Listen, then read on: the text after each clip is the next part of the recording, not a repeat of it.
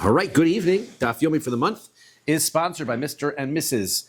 Moshe and Susie Feder, Lilu Nishmas, Mr. Feder's father, Simcha Aryeh ben Yosef Tzvi, Zechron Baruch whose yahrzeit was on the 17th of Iyar. Daf Yomi for the speak is sponsored by Yehuda Greenwood and Jeff Wald in honor of my father's 80th birthday. Thank you very much. He was very touched by it. He knows, and he was very touched by it. He's 120, and he's really was very moved, and he owes you guys one. Love him dearly. Daf Yomi for the week is sponsored also by Reb Aaron and Evelyn Kislasi, Louis Nishmas, Reb Aaron's father, Shmuel ben Yaakov, whose yahrzeit was on the 13th of Sivan. We are going to just drop back a little bit to get ourselves a running start. Lamed Gimel Lamed Beis, 6 lines up from the bottom. There we were discussing how it is that we know that when it comes to Shevuos HaEdus, the oath of testimony, that the witnesses have to be sworn to testimony that requires a financial payment in order to be liable. So Reb Shimon gives his additional answer. And then we're going to go through each one of them a little bit more in depth on Lamed Daled. That's going to be our Gemara for the next page. So the last one is Reb Shimon Omer Chayev Kan v'Chayev Bikodon. We're obligated for a oath of testimony when we swear falsely, and also we're violating an oath of Pikodon, of an oath of the security deposits. When it comes to a security deposit, there has to be a violation of an oath pertaining to money. That's what makes it a security deposit. So Afkan, so too, that is the case here when it comes to an oath of testimony must be for financial. So and furthermore, there's a kal v'chomer that's involved. Ma pikodon, when it comes to pikodon, that's the lenient one. Why? Because women are like men as far as that's concerned. They both violate the oath. Krovim kirechokim, they're the ones also it applies to relatives and non-relatives. Psulim kshirim, people who are able to testify, and people who are not. V'chayev al kol achas v'achas bifnei beisim v'shalom b'fnei. You're going to be liable for each and every one of your oaths of denial, whether in front of court or whether you're not. That's Lamed Amud Aleph. So so that's going to be only when it's talking about money. So then, if that's the case, the more severe one, so then Edus, the Shevuos HaEdus, which is coming to talk about the testimony, oath of testimony, with much more severe rules and restrictions. It doesn't apply to men and women. Krovim kirechokim, it doesn't apply to relatives, like it applies to non-relatives. Psulim kikshirim, people who can testify, people who don't. You're only going to be liable once in front of the court. That must be talking about only in a circumstance where there's going to be a financial obligation. Now, here's where it gets interesting. Says Rabbi Shimon about his own kal v'chomer. He says, my own kal v'chomer does not work though. He says, yeah, but the difference though is that when it comes to pikodon, when it comes to the oath of securities, the person who is making the oath is not the same as the person who is taking the oath. According to him, we're going to see we had discussed this concept. Whether you learn one from the other and presume that both in the oath of testimony and in the oath of securities, that you don't need to be, like we said, that when it comes to the oath of securities, the person himself testifies. That's what it says in the Torah. And when it comes to the oath of testimonies, somebody adjures you, right, tells you to take the oath. So we said that from the Shevuos HaEdus, from the oath of testimony, we learn that also an oath of by yourself, by Shevuos Pikadon, also applies to Shevuos HaEdus. So you can be liable, both if you took the oath yourself or if somebody else told you to take the oath. To go the other way, though, it doesn't seem to be that Shimon learns the other way. He just says that it doesn't work mushba kenishba. It doesn't work that if you have to take the oath yourself. It doesn't work if somebody else tells you to take the oath. And mezid kashogeg. Also, when it comes to Shevuos HaEdus, when it comes to the oath of testimony, you're liable for the sacrifice even if you do it on purpose, which is not the case by Shevuos Pikadon. You're not liable if you lie intentionally, right? For a korban anyway, you're liable for financial damages and payments, but you're not liable for a korban. So Tomar B'Edus, you're going to say that about by Shevuos HaEdus, which doesn't have these rules. Shekain Asaba Mushba Kenishba, where doesn't matter whether it's going to be who is the one, whether you swore yourself or whether the other person told you to take the oath.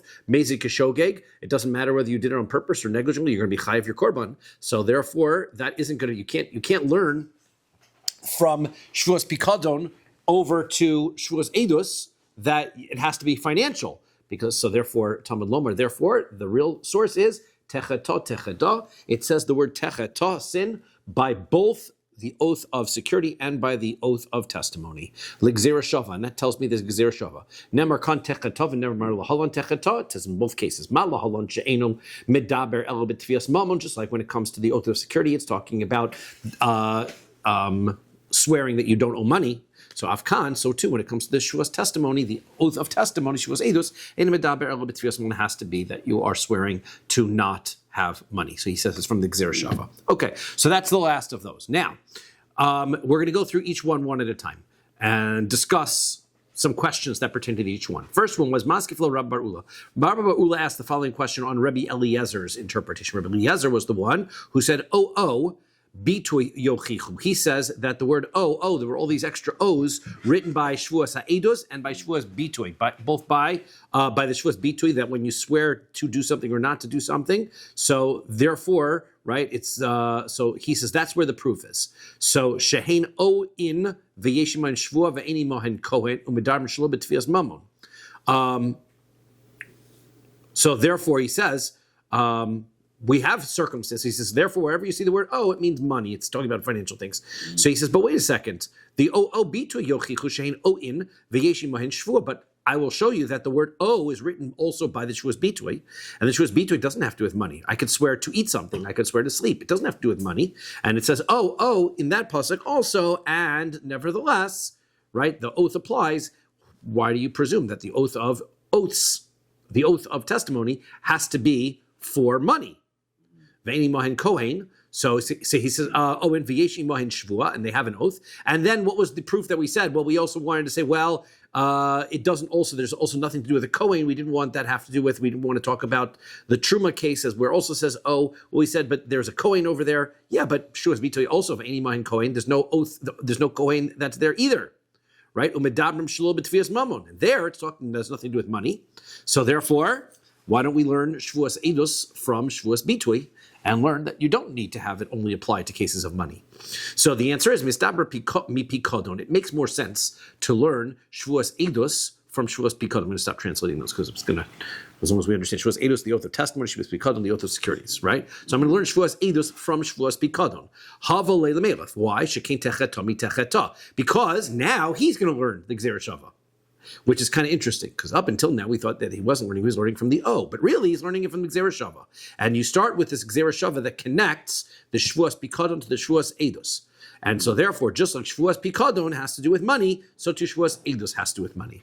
Well, he's Adrabah. So he says, but one second, the opposite is true. Mi bitui havelei melech. You should have learned that Shevuos Edus comes to connect it to the Shevuos Bitui. Right, Shevuos bitui, remember, is the oath of utterance, which doesn't have to do with money. It could be I swear to eat, swear to sleep, or any of those things. Shekein chatos mechatos, because the words chatos appear in both of those psukim, and so therefore we could learn Shevuos edus over to there. Why learn techetov techeta over to pikadon when you can learn chatos over to Shevuos bitui? One is not better than the other. Ela mistabra mi pikadon. It makes more sense to learn that the source is from pikadon. Havalei melech. Why? Shekein chata b'mezid tov a, because of the following things. Because of chait, he says there's a list of things that are similar. First of all, chait, right? The word chait is written in both of those circumstances. Next is b'mezid, both in the circumstances of you're liable a korban if you do it b'mezid. You're going to be, even if you violate intentionally, you're going to be liable, which is not the circumstance by Shevuos bitui. Shevuos bitui, you're not liable if you don't do it if you do it on purpose. You're not liable a korban. Tav eve kafre, somebody has to come and demand money, and you have to say, I don't owe it, right? Both by the Shevuos edus and the Shevuos pikadon, which is not the case by Shevuos bitui. You violate the Shevuos bitui just by saying, I swear to sleep and not sleeping. It has nothing to do with any other person involved. Ve'avrei, and the other thing is that it is a oath on something that has occurred in the past, not a future tense, which Shevuos bitui is a future tense oath, can often be. So therefore, you see that there are similarities between Shevuos pikadon and Shevuos edus. It makes more sense to connect Shevuos Pikadon, Shevuos Eidos, and therefore say Shevuos Eidos only has to do with money, rather than to say it is from Shevuos Bitui, which doesn't have to do with money. Yeah, but Adrabah, one second, I'll tell you other similarities between Shevuos Bitui and Shevuos Eidos that would make me imply that just like Shevuos Bitui doesn't have to do with money, so too Shevuos Eidos doesn't have to do with money. So for Havali Milev, Shekain, for example, Chatos, we had the word Chatos in both cases, Sheyardo Lechomesh, also Sheyarda, also that it has a korban olivio raid attached to it, which isn't the case when it comes to Shevuos Pikadon, and it's only a regular Asham. It's not a Shevuos Pikadon. It's not a Shevuos olivio raid. Also, there's a Chomesh. There's an additional fifth when it comes to Shevuos Pikadon. If you lie, you have to add an extra penalty on. Not the case by Shevuos Bitu. It's not the case by Shevuos Eidos. There's no penalty in that. So therefore, you see there's three similarities. Well, the answer is 4 similarities to Shevuos Pikadon, 3 similarities to Shevuos Bitui. Therefore, Hanach Nefishin. Therefore, it's that these are more. Right? There are more similarities. So therefore, ultimately, the similarities between Shevuos Eidos and Shevuos Pikadon are greater. Therefore, we're going to learn from Shevuos Pikadon, just like there's money when it comes to Shevuos Pikadon, also Shevuos Eidos has to be with money. So that's the real interpretation of Rabbi Eliezer Shita. Next one was Rabbi Akiva's Shita. Rabbi Akiva's Shita was, it says by Shevuos Eidos, V'haya ki yesham le'achas me'eleh, right? If a person becomes guilty to one of these, yesh me'eleh shehu chayev, v'yesh me'eleh shehu pater, which means sometimes there's an oath that you're liable for it, sometimes it's an oath that you're not liable for it. So therefore, ha ketzad, how does that work? We said tavu mamon, if the demand on the witnesses is monetary, chayev, then you violate the oath. Tav u davar acher, if the oath is being a demand on you to testify about something else, so then pater, then you're going to be exempt. So you see, me'elad means that there are sometimes the oath can be violated, sometimes the oath is not a violation. So epoch anna, so he says, well, why don't we flip that around? And let's say that there are those that you're liable. Maybe you're liable for the ones that you are not going to be taking an oath for money. And you are liable for the ones where you're not taking an oath for money, and you're not liable for the ones you are taking an oath for money. So the answer is Rabbi Akiva owned Rabbi Eliezer Samach. The answer is because Rabbi Akiva is not completely independent. He relies on the drasha we just had with Rabbi Eliezer on the Oin, that he connects Shevuos Eidos to Shevuos Pikadon.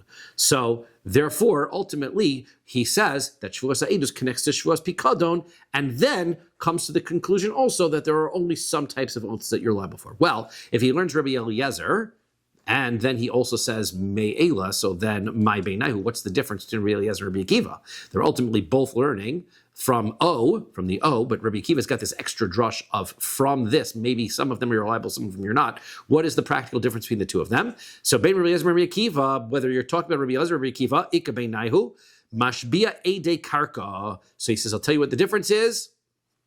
The difference is, what if the oath has to do with land? Right? That's not financial. It's not. Is land considered financial or not? According to Rabbi Eliezer, that is Pikadon. Also, you could take an oath against land, and so therefore you could be liable for that. Rabbi Akiva says, no, only some of the oaths you could be liable and others not.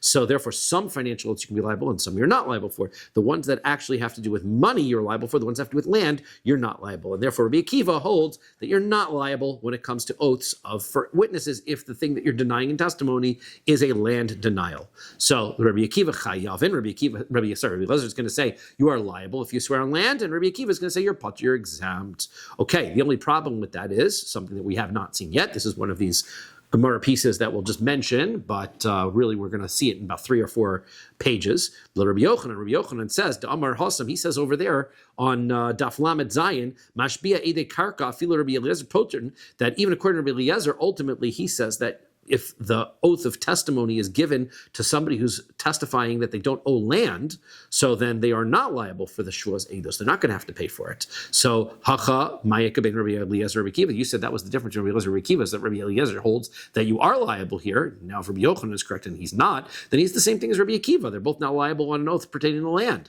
So the answer is Ika beinahu Ede Knas. You're right. What's the difference is going to be that Rabbi Eliezer is going to hold that if the oath, we had this discussion on Thursday, that if the oath pertains to witnesses saying that they don't owe knas, so is that financial or is that not financial? So according to Rabbi Eliezer says that could be financial, you be chayev. And Rabbi Akiva says, no, that's not considered financial, you are not liable. And that's how that drush works. Comes the third one. Rabbi Yossi Aglili says, Vehu aid, right? So he is a witness. O ra'ah o yoda be'edus, or he saw it, or he knows it, or he's aware of it. So we said that when it comes to financial testimony, you have such a thing. This is to review what we had said yesterday. You have such a thing as testimony when it comes to financial testimony, where you see something, even if you don't know what it is you're seeing, and the person could be liable. For example, I witnessed the fact that so-and-so handed money over to the other person, right? But I don't know that it was a loan. I don't know exactly what the circumstances were. They could take me into court and say, did you see him hand the money over? That would be that would be a testimony, even though I don't know what is going on here, right? Or I could know about the loan without actually seeing the event. For example, if the person comes over to me and says, I admit I owe him the money. So I know about the loan. I can come to court and testify about that, despite the fact that I didn't actually see the real loan take place. That is not the case when it comes to other crimes, right? You actually have to be witness to see the other crimes. So therefore, this is where we see that when it comes to Shevuos Ha'edus, it has to be it only works in financial cases, where the testimony where it's either seeing or knowing is effective, whereas in all other testimonies, the edus, the witnessing of both seeing and knowing is required. So therefore, be'ri'iyah velo b'yediyah, b'yediyah below ri'iyah. In order for you to be liable for the Shevuos Ha'edus, for the oath of testimony, it has to be in a testimony that can be effective, where you see it, even if you don't understand what it is you're seeing, or if you're aware of what's going on, even if you didn't actually see the event take place. So that's what I've got. Okay, so let's talk about that. We'll slow down a little bit to talk about this. Amar le Rav Papa l'Abaye. Rav Papa says to Abaye, Lema Rabbi Yossi Haglili leis le derbi acha.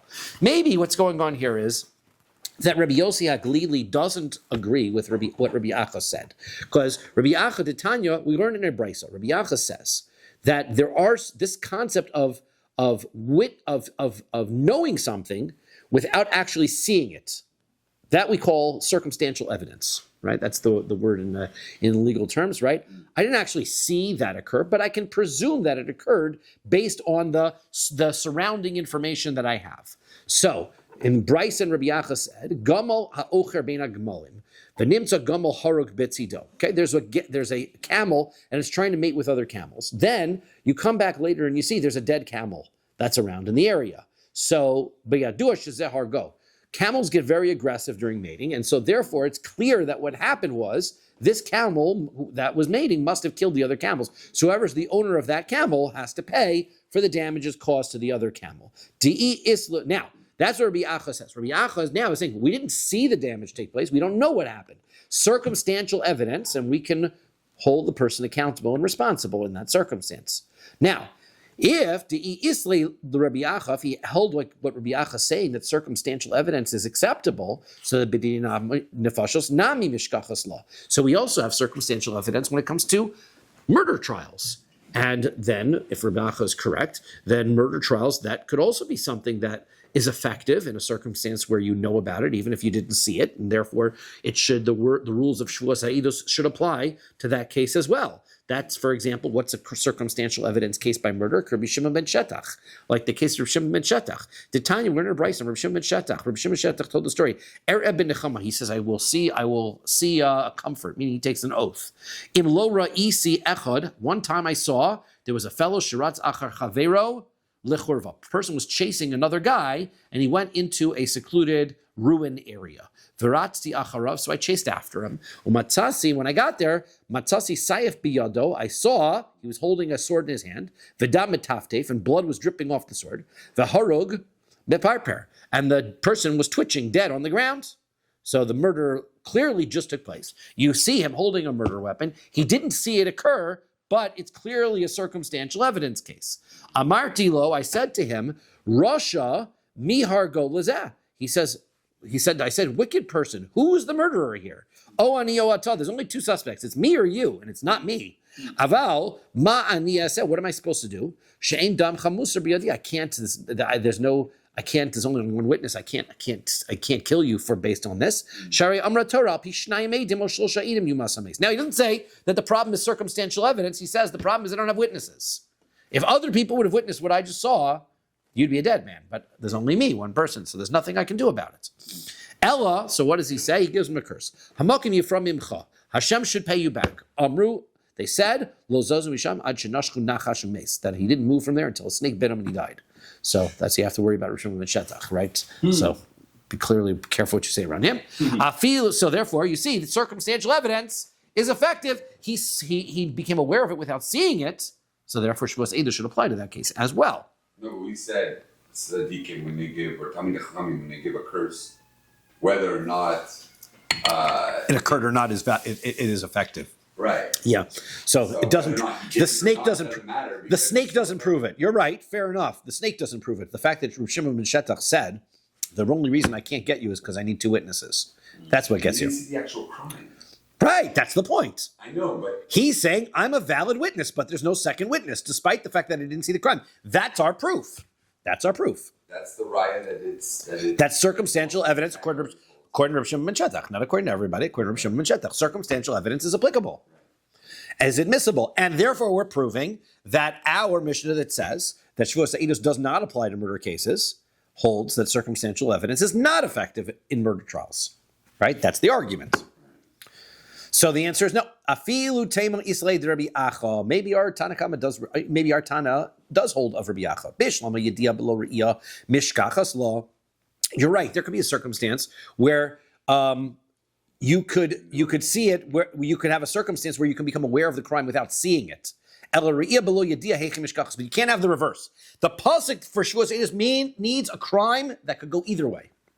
I could be aware of it without seeing it, or seeing it not being aware of it. There's no circumstance where I could witness an actual murder, not be aware of what's going on, and the murderer will be liable. For example, Milo boy meida im oved kochavim harago Yisrael harag. You see somebody stab somebody and kill him.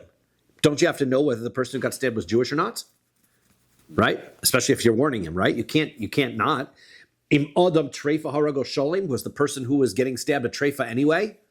The guy's not liable. See, therefore, you have to be aware. Seeing without knowing the circumstance does you no good. You're not a valid witness in that circumstance. So therefore, that's not going to be, there's no such circumstance of seeing something without being aware of what's going on. You look confused. No, because he could be Jewish. Yes. He could be Jewish. But that's not, you can't, that's not enough to kill somebody. What's that? But yeah, In order for you to be a witness, you have to know. He's Jewish. That's correct, yes. You have to know what's going on. In order to be a witness, you have to know. Otherwise, it's Hasra Safek. What kind of warning is that? I'm warning you, if you kill him and he happens to be Jewish, then you're liable. That doesn't work. Shma Mina. So we see from here, Kasav Rabbi Yosei Glili, that Rabbi Yosei Glili holds Mashpia Ede Knas Potter, that when it comes to somebody who takes the Shevuos Eidos against witnesses of Knas, so he holds, right, even though we left that as not clear how we were going to resolve that, it's clear he holds that he would be exempt. The oath, so if the testimony was about Knas, he'd be exempt. Why? Because if you say he's going to be liable, we have a circumstance where I understand that somebody could be liable to a Knas by being aware of the crime without seeing the crime. That can happen. But Re'iyah below Yediyah, Milo boy. So then, for example, let's say you have a guy chasing a woman into a secluded place, right? And you don't actually see him rape her, but you now know after the fact she was a basula before, she's not now. Therefore, he could be liable for the knas for committing that crime. You are aware the avera occurred without actually having seen it. Then that could work. However, there is no cars. There's no, again, same sort of a situation. There's no way for you to have an awareness of the crime. For you to see the crime without having an awareness of the crime. That doesn't work. Because, for example, if you see the person assaulting a woman, so you still have to know, is she Jewish? Is she not Jewish? Is she a basula? Is she ba'ula? You have to know what avera is going on here. So therefore, if you see it, but you aren't aware of what's going on, that's not going to be an effective testimony either. So therefore, clearly, Rabbi Ziglili holds that by Shevuos Eidos by Knas is not going to be effective.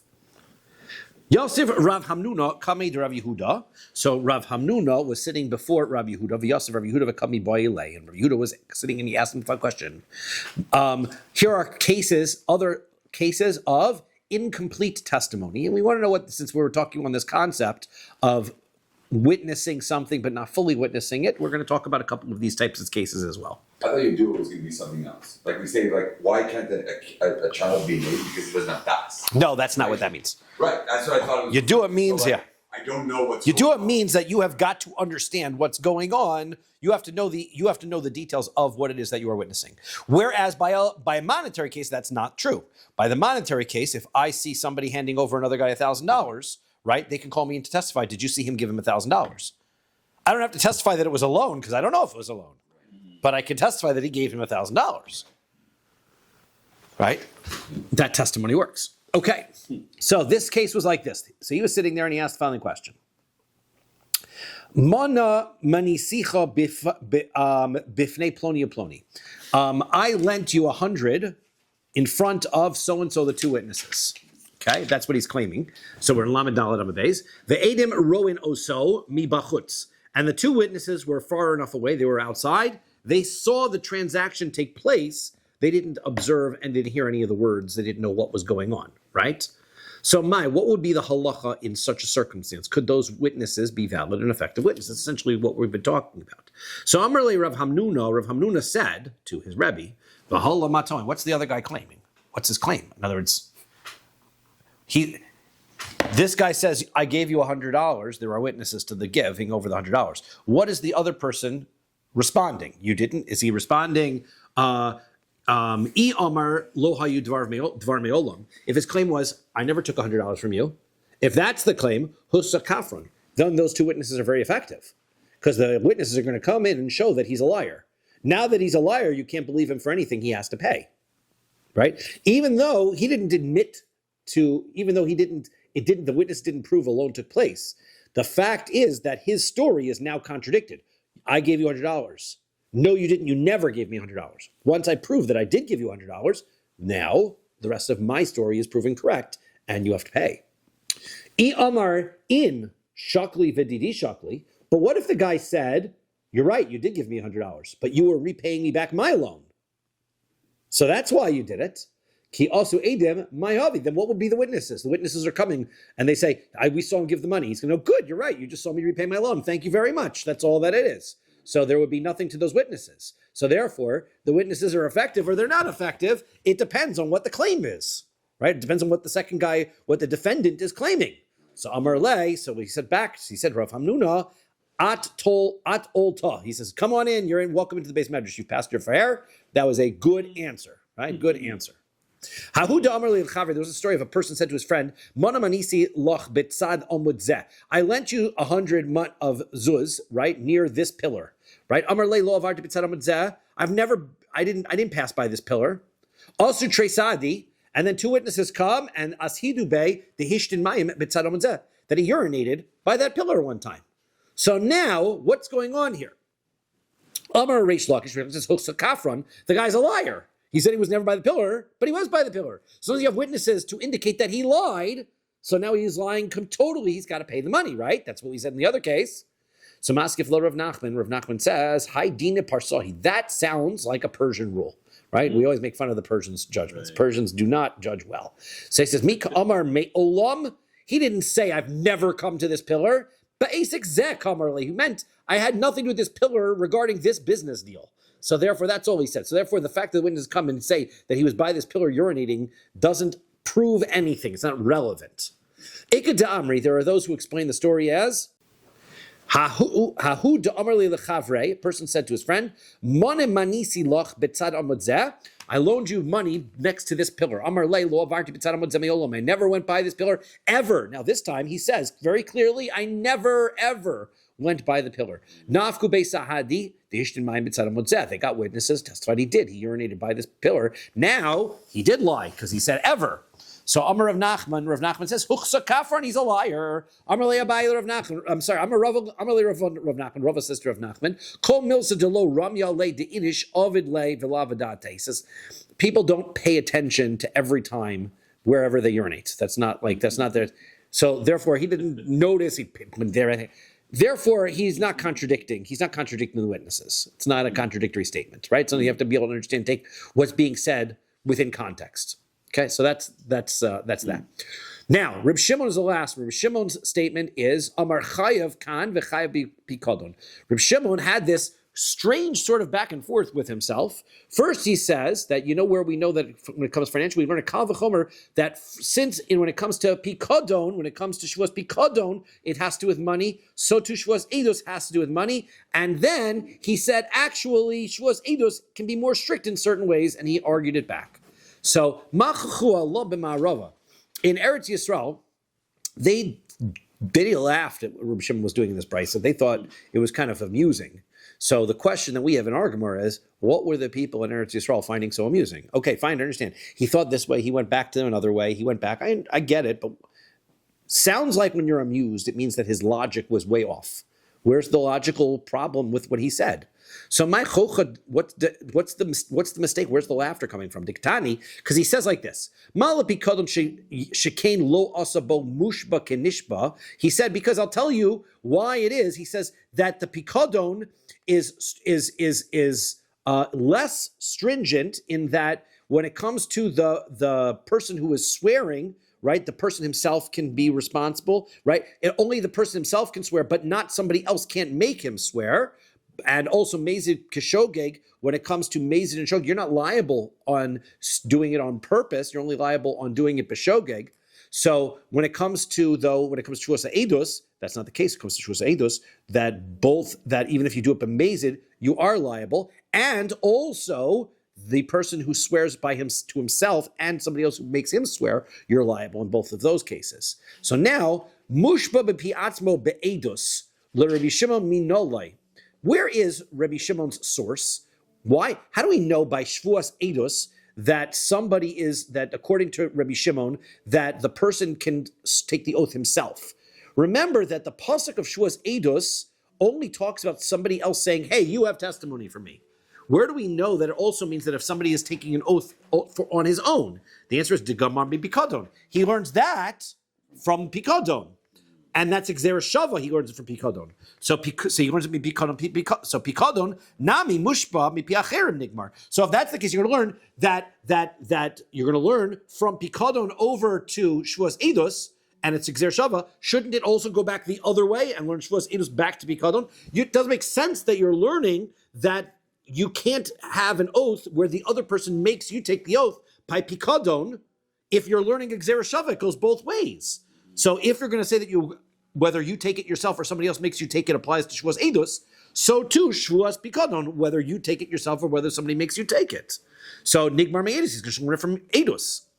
So therefore, that's what they were giggling at. Like, what are you talking about? That's like, how do you have? Doesn't make sense that applies only to Shevuos Eidos, doesn't apply to Pikadon. How are you learning that? So the Maichucha, what's the laughing about? Dilma Rabbi Shimon Kal V'chomer Maisi. Remember when we had taught this before, there was another way of looking at this. Maybe it was this Kal V'chomer itself that Pikadon taught us over to Shevuos Eidos, that just since Pikadon was the less stricter of the Shevuos, if you could do it yourself, so too for sure, if you could swear over yourself by Shevuos Pikadon, then for sure, in a circumstance where others can make you swear, swearing yourself would be effective, and therefore he didn't learn it he doesn't have a Xer Shava to learn it back and forth. He's just learning from Pikadon over Shevuos Eidos, but the teaching doesn't go the other way. So okay.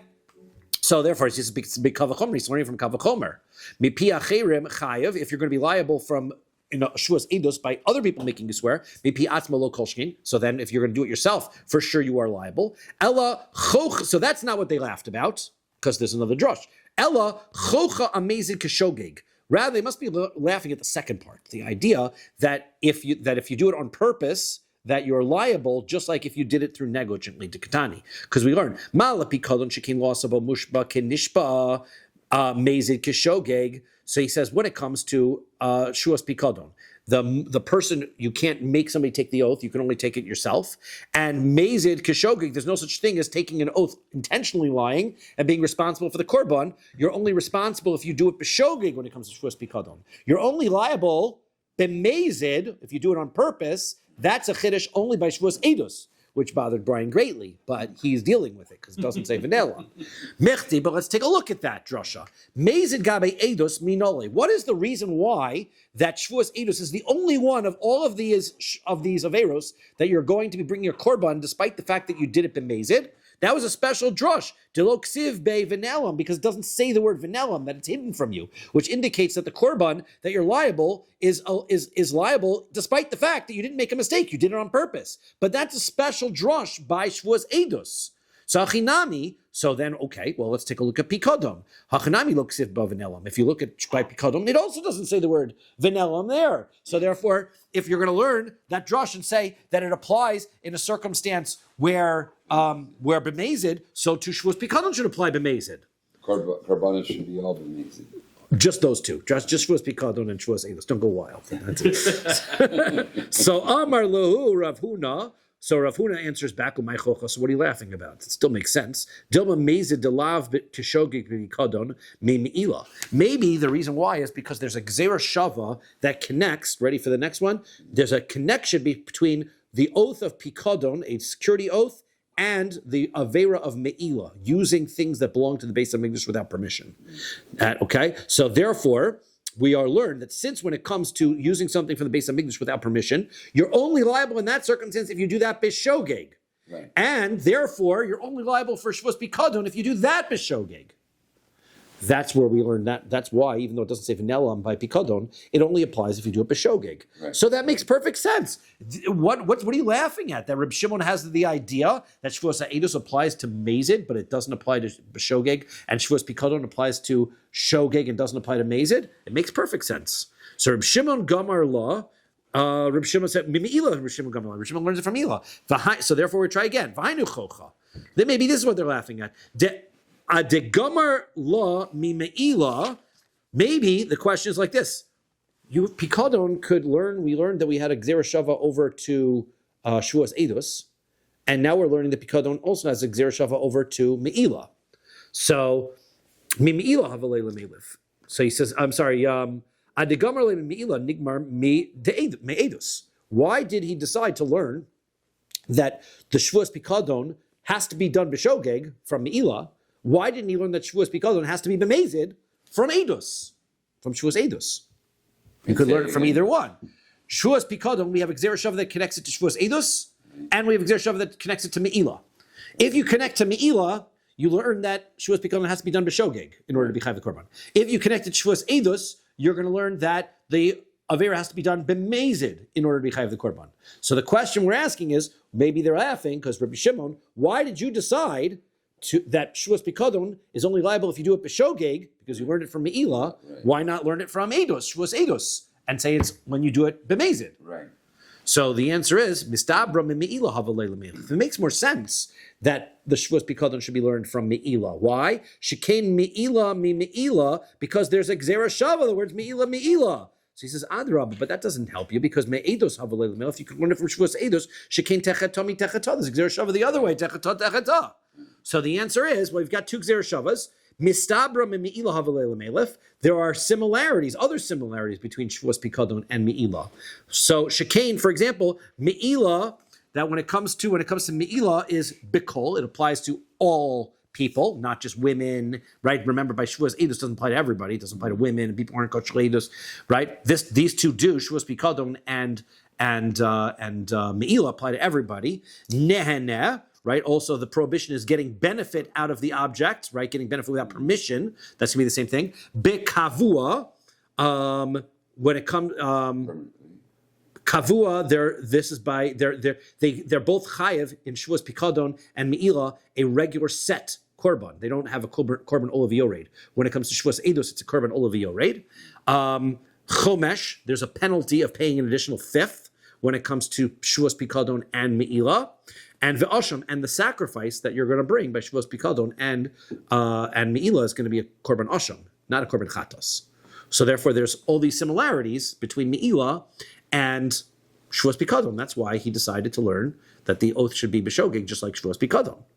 Adarabba, no, the reverse should be true. Me'edos havalei le'melif. You should have learned it from the oath of Eidos. Why? Shekain chait, first of all, because the word chait is written in both circumstances. Hadyot, these averos apply to property that is not consecrated, whereas Me'ilah is talking about stuff that belongs to the Beis HaMikdash. Bishvua, these are talking about oaths. Me'ilah is not dealing, right? These are talking about different oaths. A lying oath. Me'ilah is getting hana, is getting benefit from the Beis HaMikdash, not an oath issue. Tav'e ukfirei, that somebody asked you to take the oath and you took the oath that was false, right? You need two people involved when it comes to Me'ilah. You don't need the second person. You're the one who used something most based on English. You're in violation by yourself. So that's the thing. Ve'oin, and remember the whole Oin drasha that we had of Rabbi Elazar from before, that the words O is written by Shevuos Eidos and Shevuos Pikadon and Shevuos Bito, but we decided not to worry about that one. But O is not written by Me'ilah. So the answer is Hanach Nefishin. Yeah, but there are more. There's more connections over to Shevuos, over to Me'ilah to Shevuos Pikadon than there is from Shevuos Pikadon to Shevuos Eidos. So therefore, that makes more sense. So therefore, we're still stuck. What are they laughing at? It makes perfect sense what he says. So, my chocha, what's the laughter? Kiyasa Rav Papa. So Rav Papa came from Eretz Yisrael. So Rav Papa comes along and he says, "Rav Huna, Braid Rav Yeshua, Mibe Rav, and Rav Huna, the son of Rav Yeshua, they came from the yeshiva of Rav. Amri, they say Hainu chocha. I'll tell you what the laughter was about. Mechti, let's take a look. Rabbi Shimon Gzera Shava Gomir Law. Gomir. Rabbi Shimon has a Gzera Shava. We know he has a Gzera Shava that we know he's going to learn from Pikadon to Shevuos Eidos. He's going to Secheta at the end of the day. Lama le deparach mala Pikadon shekein loasabo mushba kanishba mezik shogeg. So he says, why all of a sudden is he bringing a Gzera Shava and then telling us the Gzera Shava doesn't work? Who cares about a Gzera Shava? You have a Gzera. Who cares about the Kal V'chomer? You have a Gzera Shava. Why is the Kal V'chomer even relevant? He's talking about the Gzera Shava when he knows he's got a Kal V'chomer. Why is he worried about the Kal V'chomer? He's got a Gzera Shava in his back pocket to work with. Gzera Shavas are way stronger than a Kal V'chomer. Right. So the answer is, in my chocha, what are you laughing about? Dilma ki parich mak me to take him like Gzera Shava.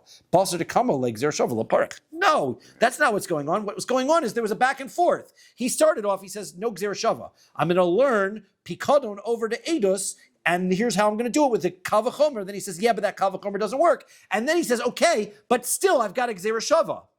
The only reason he brings up the Gzera Shava is once the Kal V'chomer doesn't work, then he learned the Gzera Shava. Right. Before the Gzera, he brought in the Gzera Shava, he was working to say, I don't even need a Gzera Shava, I've got the Kal V'chomer. Right. So should start with the Gzera Shava. Well, that was their question. Why does he just start with the Gzera? The answer is because he didn't start with the Gzera Shava. He first wanted to go with the Kal V'chomer. It's not a laughing matter. There's nothing wrong with his drasha. Velo, what are you talking about? Is that true that he didn't have the Gzera Shava? Rabbi Shimon didn't have this, that Rabbi Shimon doesn't ask this question even after he has the Gzera Shava? So v'hamar lehu Rava bar Isi l'Rabbanan. Then Rava bar Isi asked the Rabbanan, "My mantana shvuas pikadon lo nitan zedona lekapara." Who is the opinion that says that somebody who has shvuas hapikadon, that somebody who takes a shvuas pikadon, that if you do it b'mezid, you are not able to get atoned, right? Meaning that you're not learning it from shvuas edus over to shvuas pikadon. It's Rabbi Shimoni.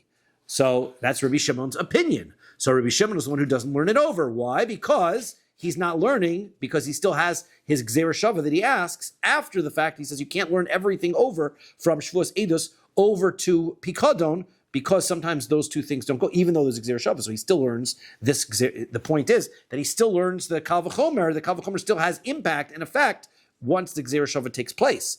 So the Dilma Mezid Kishogig Parich. Maybe the question is on the Mezid Bishogig part. De Gomer le mi Me'ilah, that he learns that from Me'ilah, Dehanach Nefishin. He learns it from maybe has nothing to do with the Kal V'chomer. Maybe the whole reason why he learns it differently is because, as we said, he learns it from Me'ilah, and Me'ilah was the greater of the comparison. So therefore, Aval Mushba Kenishba Lo Parch. Yeah, but even that, the Mushba Kenishba part that we said that who has to take whether the person takes the oath himself or whether somebody else can make him take the oath.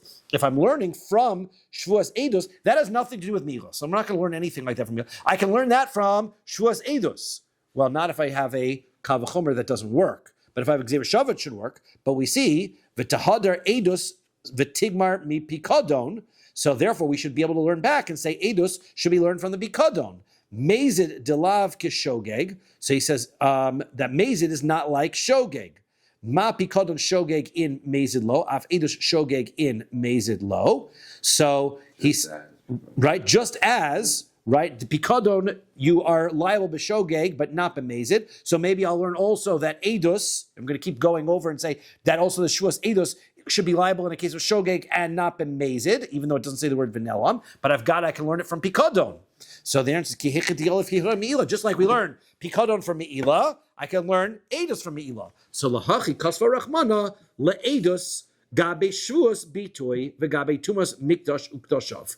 That's why the reason why the Torah went out of its way in order to specify the Shevuos edus near the regular oaths of Shevuos bitoy and also near the avera of tumas mikdash, which we were talking about before that, the going into the base of mikdash with tuma.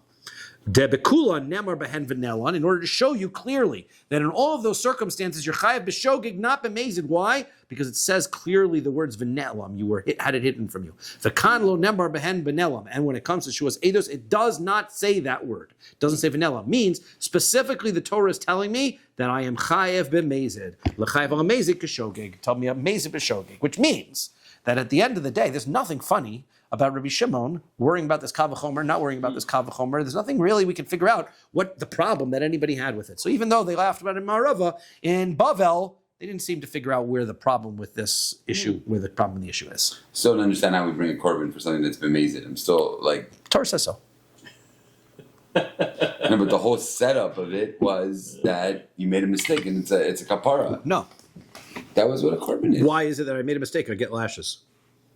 No, because the Torah tells me that when you do it on purpose, you get lashes. Now the Torah's telling me I do it on purpose, I bring a korban. One time it tells me. Anyway, let's move on because we got to move on this one. Next Mishnah. Mashbi'ani aleichem. Person says, I swear upon, my oath upon you, im lo tavo v'tiyuni, if you don't swear to me, sha'amar ish ploni litain li masayim zuz v'lo nasan. Right? That this person said he promised he was going to give me 200 zuz, and he hasn't done it. He's exempt. Why? Because he's not swearing that he owes him the money. He's swearing that he promised. The guy can break his promise, right? I said he would. He said he would give me a present. He didn't give me a present. Okay, it's not nice to go back on your word, but there's no. It's not a guarantee. You can't come to court and testify that he promised. Because you're only liable if the demand for money is like a pikadon in the sense that you're demanding your money back, right? Mashbi'ani aleichem kesheted uli edus. Shetavau, right? A person says, I am making you take an oath that you will be a witness for me when you have testimony for me. And you will then testify. That's exempt. Because the oath is coming before the testimony. Has to go the reverse, right? First you have to know the testimony and then you get sworn in. You can't swear the guy in and say, you're going to swear, I'm going to make you my witness right now. So you're going to testify. I'm just making you swear you're to testify, right? And then see the witnesses, that testimony, that doesn't work. Amad b'beis HaKnesses, guy gets up in shul in front of everybody, right? After Ma'ariv, puts a bang on the table, v'yamar, mashbi'ani aleichem, I'm making all of you swear, somebody in here has got testimony for me. I'm making you all swear, shimatem yodim li eidos, if you have testimony for me, shetavo v'tiduni, you're going to have to come and testify for me. That is exempt. Because you have to, like we said, the person who's making the claim has to go to the person and say, I'm telling you. Right? Can't make a public declaration to everybody. It's got to be to the person. So they're potter. It's a potter. Even if there are witnesses there that knew testimony. Amar l'shnayim, he says to two people, Mashbi'ani aleichem, I'm making you to swear, ish ploni uploni, you, sir, she'im atem yodim li edus shetava'u v'teiduni, that you will come and testify for me. Shvuah she'ein anu yodim l'cha edus, and they take an oath, we don't know testimony, v'hein yodin, but they do, yodin lo edus, aid mi pi aid, but they know it, only through hearsay. They didn't actually see it themselves. They heard it through so-and-so. Or one of them was a relative or was not able to be a witness altogether. They're exempt also. Right? Those circumstances are exempt as well. Shalach based in Avdo, Shalach biyad Avdo, he sent a servant. Remember we said we had gone through some of these cases already. So he sent a servant, and the servant says, you know testimony from my master. Or the person who is being sought out, right, says, that if you know his testimony for him, I want you to come to court and testify for him, that you'll come, that's exempt. You're only responsible when the person who's making the claim swears you in. You need the tovea. The claimer has to be the one who swears the witnesses. Doesn't work otherwise. Says the Gemara. Tana Rabban, no, Rabbi's learned. Mashpin alechem im lo tavo v'teiduni. I'm making you swear if you do not come and testify Sha'amar ish ploni litain li masayim zuz, that so and so said he's going to give me 200 zuz. V'lo nasan, he doesn't give. Yachu chayav. I might think that you would be liable. Tam Malor pasuk says techatol gzer shava. There's a gzer shav techata. Nemar kan techata v'nemar lahol and techata. Just like Shevuos pikadon, it says techata. And when it comes to Shevuos edus, it says techata malahol. But tfias mamon, when it comes to Shevuos pikadon, there has to be an actual claim of real money. V'yesh lo, and he has the money in his hand. That's the whole idea of Shevuos pikadon. Avkan, so too Shevuos edus has to be, but tfias mamon v'yeshlo, that there's really money in his possession that he owes. It's not just a promise, I would do it. Mashbi ani aleichem keshetedu lo edus. The next case, shetedu lo edus, was a case where he says, when you know testimony for me, that I will make you swear. Tanar Rabban Rabban, Mashbi ani aleichem keshetedu li edus, shetavo v'teiduni. He says that when you know testimony for me, you should come and you should testify. Yochu, you might think that you are liable. Tanar Lomar, it says, v'shama kol Allah, that you hear the voice of the oath. Allah is going to be oath, curse. We're going to see what that word means. Vehu aid, o ra, he's a witness. O ra'ah, or he saw it. O yada, or he knows. Misha kadma edus l'shvua, means that the testimony came first. He saw first l'shvua before the oath. Velo shekadma shvua le'edus, not that he was sworn first and then finds the testimony. Next case of the Mishnah. Amar bebeis haknesses, he gets up in shul. Amar mashbirei, making you all swear. Amar Shmuel says afilu edav beinehem, even if the witnesses are there. Pshita, obviously that's the circumstance talking about. No, lo tzricha. Dekai ilavaihu. Because the guys are standing right next. In other words, he's standing there. He gets up. He's got his witnesses right here, and he comes. Hey, everybody! I want to make you guys all know. You guys listening?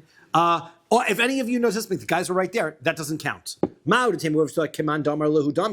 since he's doing it in this kind of a way, and he knows who the guys are that he means, that would be effective. Kamash Malon, no, it does not work that way. Tanya Nami Bryce that supports that as well. Ra Sia Shel B'neiam, he sees a group of people, Omdim, they're all standing there, 8 of B'neiam, and he sees his witnesses amongst them. Vamar, he says to them, Mashbin Elechem, I'm making you all swear, Imatem Yodim Lieidos, that if you know my testimony from Ishtavovati that you're going to come and testify, Yachu Chayav, and you might think they'd be liable. Tamalomar, it says there, Vehu Aid, Hare Lo Yichad Adov, right? He says he has to say and he's a witness, which means that you have to specify who your witness is. Each person has now, Yachol Afilu Amar Kol HaOmdin Kan. However, if he says, I'm making each one of you who are standing here, I'm telling each and every one of you that's here, Talmud Lomar, Vehu Aid, Varich, that would work, right? If he says, I'm making you, if you know it, that would work. That he could do. He could do it, he could just go random fishing at everybody, that he could do. He just can't make a group declaration to everyone.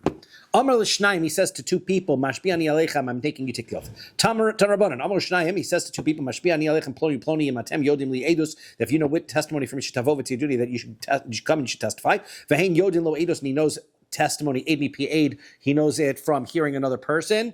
Or one person was a relative or was a bad witness. And you might think you'd be liable. Tamalomar. Therefore, the pasuk says, Im lo yagid, if he doesn't testify, no, then he will bear his sin. You have to be a person who is a valid witness to be able to testify. If you're not a valid witness, doesn't matter. Shach biyad avdo, if he sends a servant, Tanarabban rabbis, when Shalach biyad avdo, he sends it in his servant, or the person who is the defendant says, that if you know testimony, you should come and give it. You might think that you're liable for swearing falsely at that circumstance. If he does not give, he will bear his sin. My Talmudah, what is this telling me? I'm Rabbi Lazar. Lo yagid. It's the word lo with a vav in it. He has to be able to test for him. It's im lo yagid ksiv. Im lo yagid. If he doesn't testify for him, he has to be the claimant who's making the request. But he doesn't come for somebody else, then that's pater, he's exempt. Says the next mission. Mashbi'eni aleichem, I'm swearing, making you swear. Mitzvah ani aleichem, I'm commanding you to swear. Osrechem ani, I'm binding you to me. Harelu chayavim, those are all languages that are considered effective languages for making somebody take an oath. Bashamayim of aretz, I'm making you swear by the heaven and earth. Harelu p'turim, that is exempt. Ba'alf Dalet, if he makes the person swear with the name of Hashem, right? You have to have the name of Hashem in the oath. So he uses the name of Hashem of Ado, etc. B'Yud Hey, the name of Yud Kei Vav Kei. B'Shakai, that name. B'Tzvakos, B'Chanun, V'Rachum, B'Erech HaPayim, B'Rav Chesed, U'B'Kol Kenuyin, all of these nicknames, Harelu Chayavin, those are all liability. Those are the names of Hashem. Moshe Rabbeinu used Shemaim and Aretz as the Eidos. That's what we're talking about. Talk about in a second, right? He used but he says Shemaim v'Aretz, they should be witnesses. They didn't use Shemayim va'aretz as words for Hashem. That's the point. You're not saying, and we're going to see why we would think Shemayim va'aretz refers to Hashem in a second, but that's the difference. Hamakalel bekulon, a person who curses somebody. Remember, we said it had to be b'shem Hashem. If you curse somebody with any of these names, chayev, Divrei Meir says you're chayev. Chum potrin, Chum say no, that is exempt because they held that you had to use the Shem Mafarish. And Hamakalel aviv v'imo bekulon, if you curse your parent with any of these, you're chayev. Divrei Meir says you're chayev, and Chum potrin, Chum say you're pater. Hamakalel atzmo v'chavero, if he is cursing himself, right, or his friend, bekulon, right, he's blaspheming, basically, he's making a blasphemy curse Hashem with any of these things. So over below say he's violated the losa say, yakeka Hashem Elokim, v'chein yakeka Elokim. If a person says, if he says, Hashem should punish you, Hashem should strike you, and if you don't testify for me, that is effective. Right? Because that's basically Allah. It says in Allah, which means an oath, but the word Allah also means a curse. Hashem should strike you if you don't testify for me. That is an effective oath/curse. Right? Zuhi Allah Haksubatar. That is the effective oath that you can swear somebody by in the Torah. Hashem should strike me if... Should strike you if you don't testify for me. Right? Al yakecha v'yivarchecha v'yitav lecha. Now if he says the reverse, if he says, Hashem should not hurt you, Hashem should guard you, he should bless you, if you do testify, so Meir says that works. Because the opposite of a positive, you said Hashem should protect you, so that means if you don't testify, it'll be negative. It's the implied negative, Rabbi Meir says, is effective. Chacham saying, no, implied negative is not, a positive is not an implied negative, right? It has to be a curse, right? And by not cursing, you're saying Hashem should protect you if you do testify, is not the same thing as Hashem should punish you if you don't. We'll discuss that. Says the Gemara. Mashpieni alechem. So he swears, makes a swear upon them. My kamar, while we're waiting for a minion. What is he saying? Amar Rabbi Huda. Hachkam, as Rabbi Huda says, this is what it means. Mashpieni alechem b'shvua hamur b'torah. What words the Mishnah means when it says, I'm making you take the oath? It means that I'm making you take an oath that is written in the Torah. Right? Mitzavani alechem b'tzavah hamur b'torah. I'm commanding you with the commandment that's written in the Torah. In other words, because he doesn't use Hashem's name in that oath. So what it means is he's using the language of an oath, saying that this oath should be effective like the language that's used in the Torah. I am binding you like the binding that is written in the Torah. That's effective. Abaye says, if that's true, so Haditani Rabbi Chia, what are you going to do with the price of Rabbi Chia that says, Kovelchem ani harelu chayavin. If somebody says, I'm chaining you to me, to testify, that would be a valid statement of oath. But kovel be'oraisa miksiv, there's no such thing as chaining in the Torah. You can't say, I'm chaining a person like the chaining in the Torah, because there's no place in the Torah it says to chain somebody. That's not a language. Ella Amar Rabbi, so Rabbi says, this is what Hachikamer, this is what our mission means. Mashpiani alechem b'shvua, I'm swearing you to me with a shvua, meaning in Rashi says b'shvua means with an oath to Hashem, with Hashem's name. Mitzavani alechem b'shvua, osarchem ani b'shvua, kovochem ani b'shvua. You're saying, I am making you take an oath in all of these circumstances with an oath in the name of Hashem. Good. Oh, names of Hashem. The Aleph Daled, if you use the name of Hashem, the Aleph Daled name of Hashem, Yud Hey, B'Shakai, B'Tzvakos, B'Chanon V'Rachum, Be'erach HaPayim, B'Rav Chesed. L'Meimra, now that seems to imply Dechanon V'Rachum Shemos Nenu, that when you use the words Chanun and Rachum, those are names of Hashem. Or a mini, but I have a contradiction to that. Yesh Shemos Shenim Chakin, Yesh Shemos Shenim Chakin. There's some names of Hashem that you can erase, some names of Hashem you can't erase. Elon Shemos Shenim Chakin, these are the ones you cannot erase. Kegon, Kel, Elokecha, Elokim, Elokechem, Eyeh, Shereyeh, Aleph Dalid, the Ado, Yud Hey, Shakai, Tzvakos, Harelu Nimchakim. Those are the ones in the Chakim. You can't erase any of those names of Hashem. Aval, however, things that are descriptive, Hagodol, Hagibor, Hanora, Ha'adir, right, the great, the grand, the glorious, V'hachazak, the strong, V'amatz, the strong, Ha'azuz, Chanun, V'rachum, Erech HaPayim, V'rav Chesed, Hareyun Nimchakim, you can erase those because those are all descriptive words for Hashem. They're adjectives to describe Hashem. They're not His name itself. It'd be Erech HaPayim put together. Is it right? Erech HaPayim is the one is together, correct? Right. So no, that would be maybe it's a description of Him. No, that's what's saying. Right, but the two so together, this is a contradiction. Maybe you said if you broke it up. So this says that if you say if you write Erech HaPayim, you can erase it. Then we said in our mission that if you swear by Erech HaPayim that it's a valid oath. So which is it? Is it Shem Hashem or not? So Amar Rabbi says, Masnisin, b'mi shehu chon. The Mishnah is saying, if one says, I'm swearing by the one who is Chanun, or b'mi shehu Rachum, the one who is Rachum, then that works. Now it's the name of Hashem, right? But if you just write Chanun Rachum, that is a word that you could erase. Amar le Rava, Rava says, Ihachi, so if that's the case by Shamayim va'aretz nami, so then why is Shamayim and Aretz not effective? Right? B'mi Shamayim va'aretz shelo, you're swearing by the one who the heaven and earth belongs to him. So that's also a Shem Hashem. So Hachi Hash, what are you talking about there? Hasam keben deleka midi achrini dikri rachum v'chanon. The word rachum v'chanon is not a noun. It's an adjective. Therefore, the word rachum v'chanon doesn't mean anything else. But vadai b'mishu chanon, vadai b'mishu rachum. Therefore, you're talking about the one who is merciful, the one who is kind. That is Hashem. But that's what you come over. Hacha, but here, kevin deka shamayim v'aretz, the words shamayim v'aretz are nouns. So therefore, when you say heaven and earth, so then b'shamayim v'aretz come here. You're just saying, I swear by the heaven, I swear by the earth. That doesn't mean I swear by the one who lives in heaven, the one who lives by the earth. So that's not the same thing. Tana Rabbana, Rabbi's word. Kasav Aleph Lamed, may Elohim. If you write the Aleph and Lamed of Elohim, Kale, right? Ka, the Yud Hey from Yud Ke Vav Ke. Hareza Eno Nimchak. You can't erase those anymore because those are already names of Hashem. Those letters by themselves are names of Hashem. Shin Dalad Mishakai. If you write the Shin and the Dalad from the name Shakai.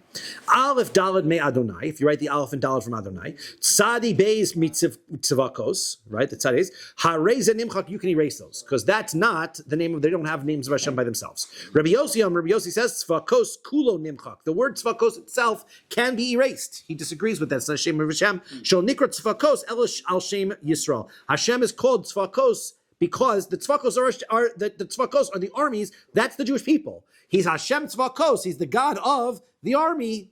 He's God of Jewish people. That's all that means. Shenemar's pasuk says, "Votzeis yes tzivosai as ami bnei Yisrael." I take my tzvakos, my hosts. That's the Jewish people. Me'eretz Mitzrayim. Amar Shmuel ein halach Rabbi Yossi. Shmuel says, but that's not the halacha. Tana Rabbanan, Rabbi's word. Kol atafel l'shem. Any letter that is not part of Shem Hashem that gets attached to the name of Hashem, bein milfanav, bein milchav, whether it's before the name of Hashem or afterwards, or is nimchak, that you could erase. Lefanav, for example, ketzad la Hashem, lamed nimchak. If it says la Hashem, you can erase the lamed. Ba Hashem, beis nimchak. Va Hashem, vav nimchak. Me Hashem, mem nimchak. She Hashem, shin nimchak. Ha Hashem, hey nimchak. Ka Hashem, the ka is nimchak. Right? Those are the prefixes can be erased. Lacharav, what are the suffixes? Ketzad, Elokeinu. If it says Elokeinu, the nu at the end is nimchak. Elokehem, hem nimchak. Elokechem, chem nimchak. Achirim, others say, Lacharav, if it's afterwards, Eino nimchak, they cannot be erased. Why? Shekvar kodshu Hashem, because they're already now appendages to the name of Hashem. And the name of Hashem is written, so therefore any suffixes, Elokechem, Elohehem, cannot be erased. Amar Rav Huna halacha kacher. Rav Huna says that is the halacha. You can't erase that. Kol shem hasamush b'Torah. Anytime that any words that sound like Hashem's name in the Torah. So we're going to talk about what happens by Avraham, right? Any of them. Anytime you see all of the names of Hashem, Elokim, Adoshem, any of those names that are written by Avraham, they always refer to Hashem because sometimes the word Elokim could refer to idols or kings or angels, right? Whenever it's used by Avraham, it always means Hashem. Then it's Kodesh. Chutz means except for one time, Shehuchol, where it is not. Shenamar pasuk says, "Vayomer Hashem imno matzasichein be'einecha." Right? He says to Adonai, he says, "My masters." That's talking to the angels. He was talking to the angels at that point. He says, "Don't leave. I'll be right back." Right? Imno matzasichein be'einecha. Don't leave. So Chanina ben Achi, Rabbi Yeshua, Rabbi Elazar ben Azariah, Mishum Rabbi Elazar ben Amodai Amru, they said Avzeh Kodesh. No, that he was talking to Hashem. So he was saying to Hashem, don't leave. I know you were here visiting me. I was sick. Don't leave. I'm just going to go take care of some guests, but don't leave. That was, he's talking to Hashem. Keman Ozla, who is that going like? Hadam Rabbi Yehuda, Amar Rav, like what statement of Rabbi Yehuda, the name of Rav. Gedol Hachnasas Orchim Yosef me Kabbalas Pnei Shechina, that taking in guests is greater than being in the presence of Hashem. Keman, who's that like? Also Azug, like that pair of sages that said, that said that they were to that Avraham was talking to Hashem and said, please wait here for a second because I got to take care of some guests. Right? So then Hachnas Orchim took priority over them. Kol Shem Asur Lot. Anytime any of the names of Elokim are written by Lot is Chol. They're not talking about Hashem. And Elohim, all of those things talk about judges and and people, not talking about God. Chutz mizeh, except one time where Lot uses Elokim, and that is Shehu Kodesh. Shenemar pasuk says, "Vayomer Lot Alehem." Lot said to the angels, "Al na Adoni." Right, if I've gotten favor in your eyes. And there, where he says Adonai, that is talking to Hashem, because he says, please save me, right? He says, save me. So he says, it's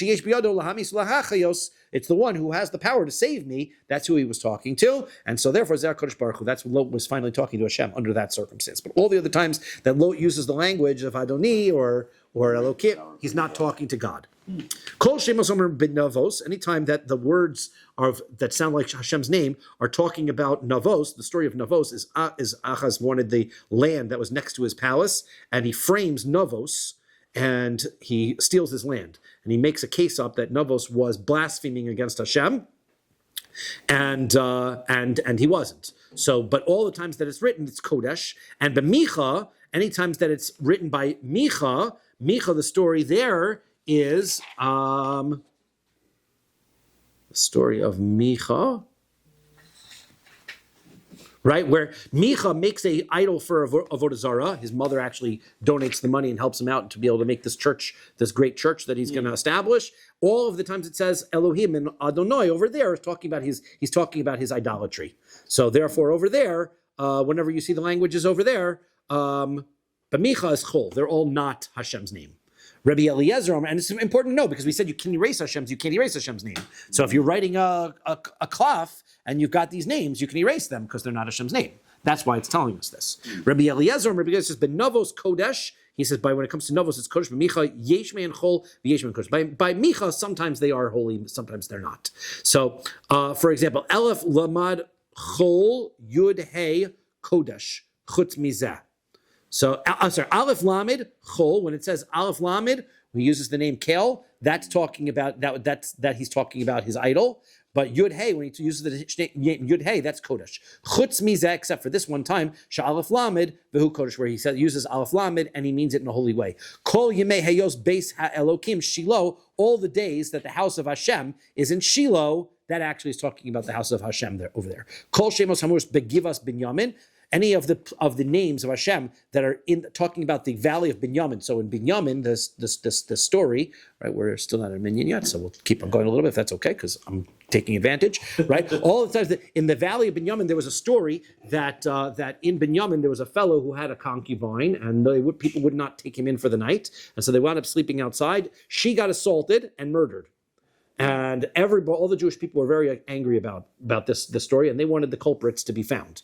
But the people of Binyamin refused to hand over the culprits. So all of the other tribes went to war against Binyamin, saying, no, it sounds like Los Angeles right now, right? That you can't stop protecting the criminals, right? You can't protect the criminals. So therefore, they went to go to war against Binyamin. They fought 3 battles, right? The first battle they lost, the second battle they lost, the third battle they almost destroyed all of Binyamin, right? They finally won.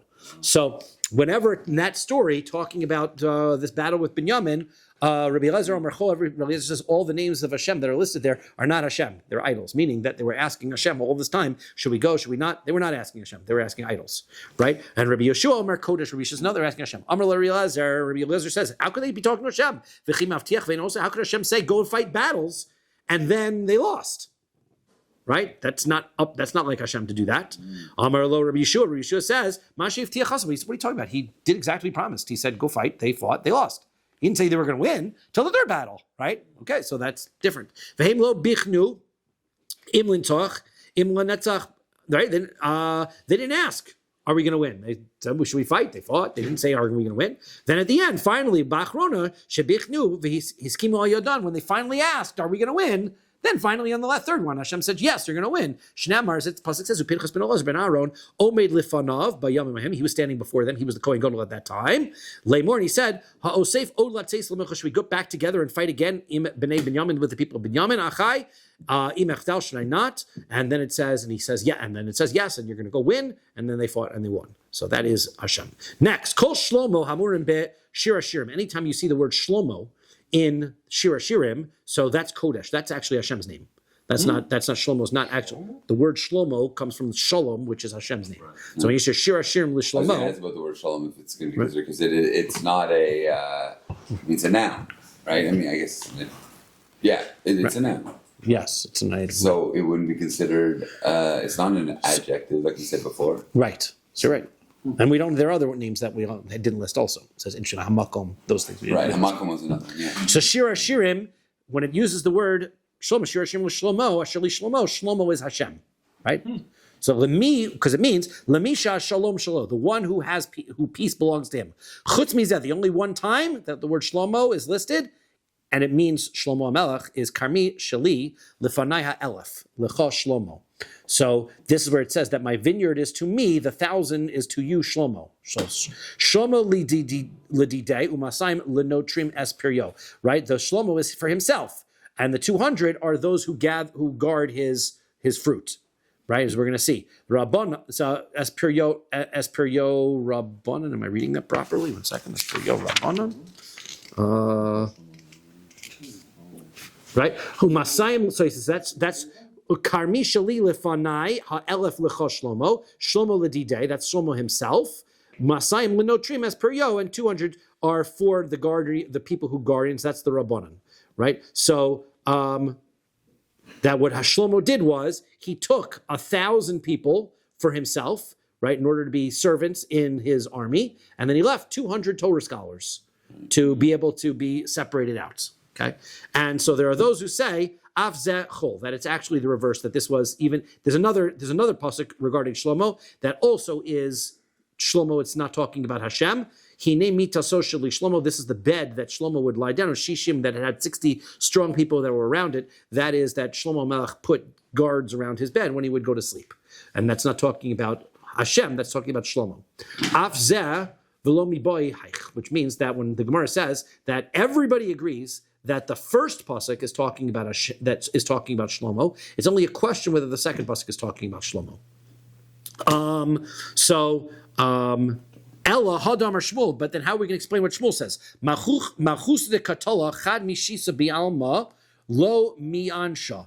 Right, that if a king who drafts into his army no more than 1/6 of his population, that's a good thing, right? So basically, the opposite of what Shlomo did, right?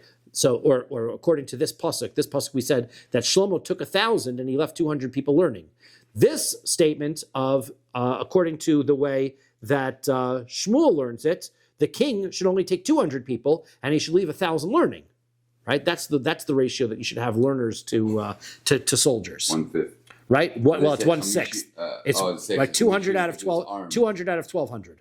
Right? 200 out of 1,200. So it's 1/6. Someone didn't get the message on that one. Right, exactly. So that's what you do, right? As it says, "Karmi shali lefanai lecha Shlomo," right? That basically lemachusa derakia, that you Hashem, you get the 1,000, right? Umasayim lenotrim as pirio lemachusa, and then 200 are going to guard the king. That's his fruit of Hashem. So he understands that pasuk is referring to Hashem. Nobody else had understood. We just had two other opinions. They held that pasuk was talking about Shlomo, that he took the 1,000 soldiers and kept 200 people learning in Kolel.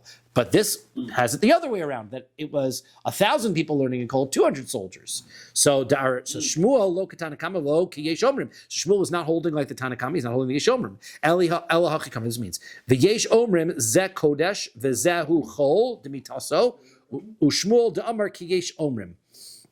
So this is what it means. The Yesh Omrim says that this is Kodesh and this is Chol, that you actually flip it, that the Mitaso Shel Shlomo, that the Mitaso Shlomo, that is talking about Shlomo, and the previous pasuk is really talking about Hashem. And so therefore Shmuel is holding like the Yesh Omrim.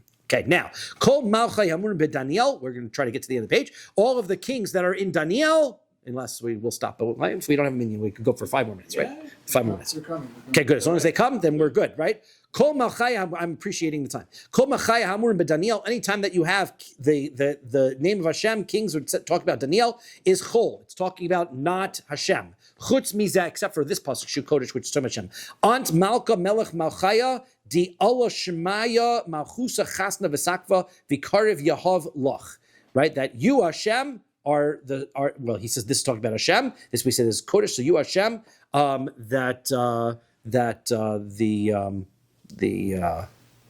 translate that.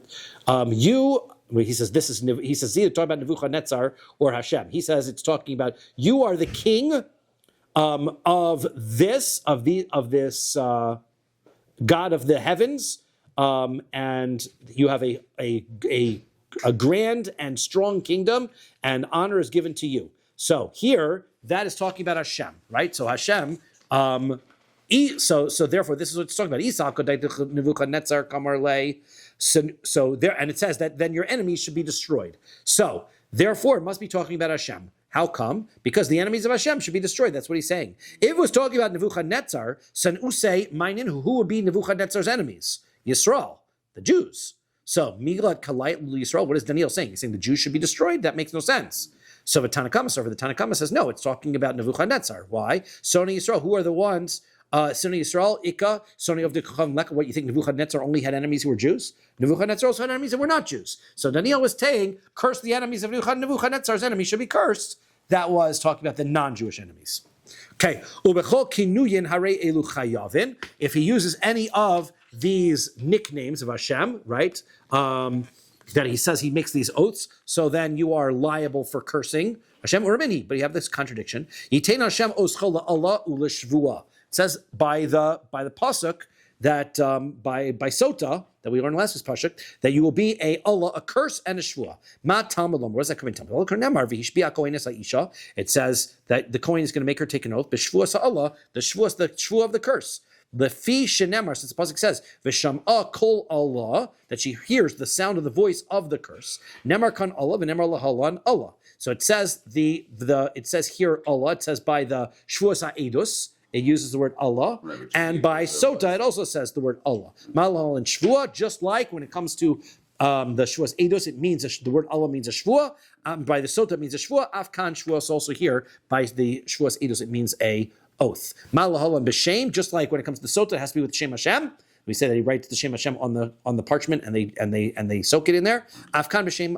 Also here, it's the Shem Hashem. Amar Abaye says, Lo kasha. So which is it, right? Does it have to be with the Shem or not? So Ha Rabbi Chanina Bar Idi Ha Rabban, and it's a contradiction between Rabbi Chanina Bar Idi and the Rabban. The Tanya we're in a brisa. Rabbi Chanina Bar Idi, Rabbi Chanina says, Hol of Amr Torah Hashbeya ve'al Tishba Kilel ve'al Tekalel. It says in double language. Take an oath, and then it says don't take an oath. Curse and then not curse. So Ma Hishbiya b'Shem. Af lo tishba b'shem, just like when it says that when you take an oath, it has to be with Hashem's name in order for it to be a valid oath. So too, the prohibition against swearing has to be using Hashem's name. Ma'kila, just like cursing is with the shame, has to be cursing with Hashem's name to be liable, has to be with Hashem's name. Af lo sekalel b'shem, also what you cannot curse also has to be with Hashem's name. So therefore, v'rabanan igmiri gzera shava niboy shem hamiyuchad ilo gemiri gzera shava Allah dishvua he.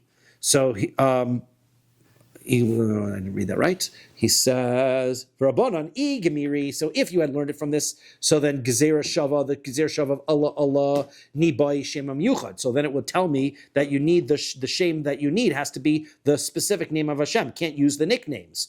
But ilo gemiri. But if you don't use if they didn't have the shvua, if they didn't have the this gzera shava over from sota gzera shava Allah deshvua he minalahu. So then, how would you know? How would the Rabbanan know v'shama kol Allah is talking about a shvua? So nafgalahu midatanya. The Rabbanan would learn this from that which is written in the brisa. We also translated Allah as curse before. Right? Correct. Allah, right? The word Allah is a word which means a oath. Ein Allah el lashon shvua. The word Allah means a oath. V'chein hu omer, as the pasuk says, by sota v'ishbiya kohen es ha'isha b'shvuas Allah. The kohen makes the woman take a shvuas Allah, which is an oath. So the Gemara wants to know, how can we learn from sota that shvuas ha'edus that Allah means a shvua? Hasam shvuas Allah ksiv. There it's written the word, it says shvuas Allah, which is a double language, right? If the word Allah meant an oath, it would have just said Allah, like it does by Shevuos Edus. Why does it have to say Shvuas Allah? Shvuas Allah is an oath. So therefore, Hachikamer, this is what it means. Allah, the word Allah means Ein Allah Ela B'Shvua, right? It's an Allah means that there is an oath that goes with it. Right? V'chein hu omer, as the pasuk says, v'yishbiya kohen es ha'isha b'shvuas Allah. The oath, the kohen makes the woman take an oath with this Allah, with this oath. U'minayin lasos ushvua she'eni ma Allah lasos ushvua she'eni ma Allah k'shvua she'eshima Allah. How do we know to make the oath that does not have a curse with it like a oath that does have it? Talmud Lamar v'sham'a kol Allah, that if that he hears the voice of the Allah, v'shama Allah, and then it says he hears the Allah, v'shama kol, he has to hear either one, either an Allah, which is an oath with a curse, or a kol, which is just a voice. I'll explain that again slower next time, but we'll stop here for our Marav Minyan. Stop here. Perfect. Oh, yeah. Listen, you give